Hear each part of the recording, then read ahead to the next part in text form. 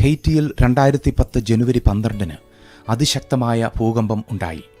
രാജ്യം ഒരിക്കലും രക്ഷപ്പെടാത്ത രീതിയിൽ തകർന്നടിഞ്ഞു. ചിലർക്ക് ജീവിതം തിരിച്ചു കിട്ടി.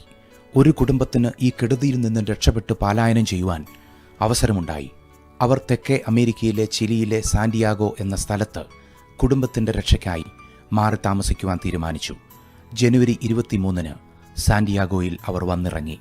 വേദനകളുടെയും നഷ്ടങ്ങളുടെയും നടുവിൽ അവരുടെ പുത്തൻ പ്രതീക്ഷകൾക്ക് മുട്ടിട്ടു. എന്നാൽ നിർഭാഗ്യമെന്ന് പറയട്ടെ, അതേ വർഷം ഫെബ്രുവരി 27 അവർ വന്നിറങ്ങിയ ചില ആഴ്ചകൾക്ക് ശേഷം ഭീകരമായ ഭൂകമ്പവും സുനാമിയും ചിലിയെ ഉഴുതുമറിച്ചു കളഞ്ഞു. നാം എവിടെ പോയി താമസിച്ചാലും പ്രശ്നങ്ങൾ കൂടെ ഉണ്ടാകും.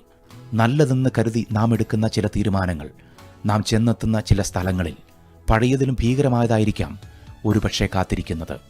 ഈ ഭൂമിയിലെ ഒരു സ്ഥലവും സുരക്ഷിതമല്ല. വിലക്കയറ്റവും ഞെരുക്കവും ഭീതിയും യുദ്ധവും ക്ഷാമവുമെല്ലാം ഈ ഭൂമിയിൽ എല്ലായിടത്തുമുണ്ട്. മാനുഷികമായ എല്ലാ അടിസ്ഥാനങ്ങളും കുലുങ്ങിക്കൊണ്ടിരിക്കുകയാണ്. രാഷ്ട്രീയവും സാമൂഹികവും സാമ്പത്തികവുമായ കുലുക്കങ്ങളും തുടർചലനങ്ങളും ഇവിടെ ഉണ്ടായിക്കൊണ്ടിരിക്കും. എന്തെല്ലാം മാറിയാലും മാറാത്ത ശാശ്വത അടിസ്ഥാനമാണ് ദൈവത്തിലുള്ള നമ്മുടെ ആഴമായ ആശ്രയം.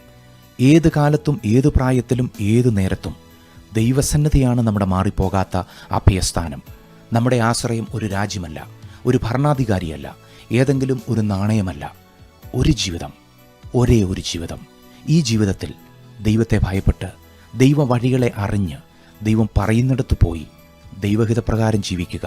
മറ്റുള്ളവരുമായി താരതമ്യം ചെയ്യാതിരിക്കുക. ഏതു മനുഷ്യനും ഉറച്ചു നിന്നാലും ഒരു ശ്വാസം മാത്രമാണ്.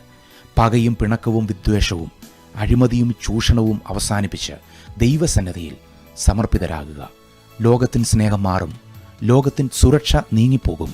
ചുറ്റിന് നിൽക്കുന്ന എല്ലാവരും ഓടിമാറും. മാറാത്തവൻ, ഒരു വാക്കുപോലും മാറാത്തവൻ ദൈവം മാത്രമാണ്.